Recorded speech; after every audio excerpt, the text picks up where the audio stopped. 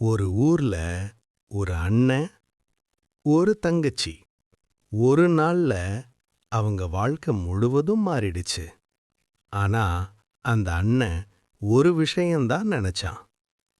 என் தங்கச்சிய நான் காப்பாத்துவேன். அவன் பலசாலியும் இல்ல, அவன் பணக்காரனும் இல்ல. ஆனா அவன்கிட்ட இருந்தது அன்பு மட்டும்தான். தினமும் கஷ்டப்பட்டு உழைச்சான். விழுந்தாலும் எழுந்தான்.